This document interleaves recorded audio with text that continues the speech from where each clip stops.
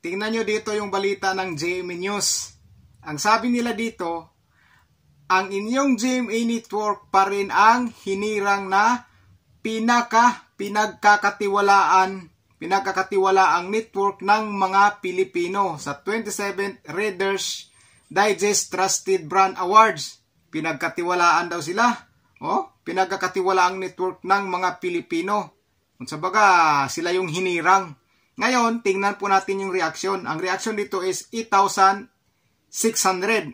Tapos yung comment, 2,500. Tingnan po natin yung reaction. Ayan, pinagkakatiwalaan. Ang pinagkakatiwalaan pero pinagtawanan. Pinagtawanan po sila dito sa reaction. Alam nyo ba yung tumawa dito? 7,700. Sa 8,000 mahigit na reaksyon. Ang tumawa po, o laughing emoji is 7,700. Ang nag-like is 506 lang. Ang pumuso is 194. May nagalit pang 81. Ayan may luhaan pang 10. Ayan pinagkakatiwalaan pero pinagtatawanan. Ano ba talaga ang katotohanan? Ano ba talaga ang totoo dito? Bakit pagdating sa reaksyon ay binaha po ng tawa yung sinasabi nyong pinagkakatiwalaang network ng mga Pilipino? Mukhang hindi pumapabor dito ang mga Pilipino sa sinasabi nyo Ayan hindi sumang-ayon yung mga Pilipino. Ayan back natin. Ngayon, tingnan lang po natin yung comment. Comments dito is ilan? 2,500 comments. Tapos, 70 search. Yan, pinutin natin yung comment. Basahin natin yung mga comment.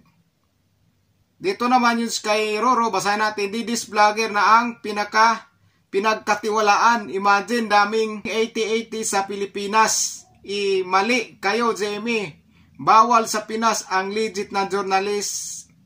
Ang legit na journalism dapat SMNI at Net 25 ang style. Uy. Tapos sabi naman dito ni Solex, sinungaling na media sa buong mundo, bias na bayaran. Agay! Ano ba yan? Paano ba yan GMA Network? Ano bang sinasabi dito sa comment section nyo? Tingnan nyo po.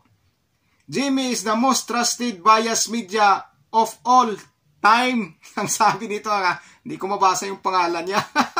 Grabe Sabi naman dito ni vlog ni Alfie, GMA, magbasa din kayo ng mga comments at pakidalaw na lang din ang mga reaksyon sa mga post ninyo. Ayan na po GMA. Pakidalaw po ang comment section at saka yung mga reaksyon daw para makita nyo po kung totoo po yung sinasabi nyo na kayong most trusted networks ng mga Pilipino. Sabi naman dito ni Strogarule, tatak, sinungaling at bayaran. Oy, GMA, paano ba to? Tingnan nyo po yung comment section nyo. May nagtatanong po dito, GMA News. Sabi naman dito ni Ako Sininyo, mas lamang pa rin ang laughing emojis. Tama po siya dito kasi biruin mo naman, binaha po ng tawa sa mga emojis dito. Sabi naman dito ni Chris Alkizar, bot nyo, sa inyo nakuha impormasyon na yan sa puno ng kasagingan. Sabi naman dito ni Janet, sino nagsabi na tiwala kayo, bias kayo, kapal nyo, JMA7, kilabutan kayo sa kasinungalingan ninyo. Nako, dami po nagalit sa comment section. Tingnan nyo mga react at comments, JMA, kung pinagkakatiwalaan ba kayo ng mga Pinoy. Haha, patawa, puro haha, react. Sabi naman dito ni Zovincio, number 1 bias news. Sabi dito ni Christian, paki-review ulit, Readers Digest, baka nagkamali kayo ng inaward. Pinareview patuloy. Baka kayo lang din nagbibigay ng mga award sa sarili nyo. Grabe talaga, grabe po. Ayan o. Sabi dito ni Jasmine, kilala kayo sa kasinungalingan, GMA Network. Sabi ni Eduardo, haha, komedi, sila naglulukuhan, number 1 daw. Paano pa yung pangkaraniwang mamamayan kung sarili nyo nga niluloko nyo? Paano pa kami? Nako, marami na pong nagalit. Kayo lang nagsabi niyan. Kasinungalingan. Grabe. Tama ang mga... Grabe yung comment po dito sa binabalita ng GMA News na sila yung pinagkakatiwalaan. Binigyan po sila ng award ng Raiders. Ayan o. Grabe. Binaha po sila talaga ng ano. Ayan o. Ang dami pong hindi po pumapabor sa sinasabi nila na sila yung pinagkakatiwalaan. Halos yung comment section dito. Ayan o. Grabe po.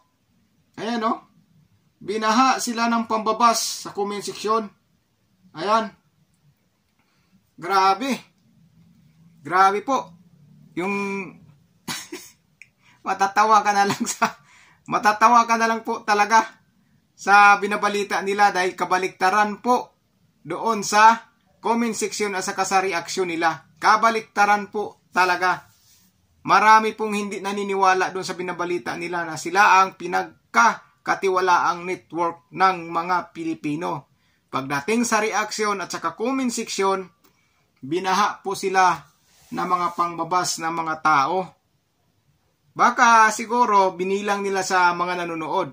Hindi porkit nanonood sa inyo ay naniniwala na po sa inyo. Marami po dyan nanonood pero pagdating sa comment section, binabas po kayo. Pagdating naman sa reaction, tinatawanan po kayo o laughing emoji ang pinipindot po nila. Hindi po lahat ng nanonood sa kanila ay talagang nagtitiwala na po sa kanila.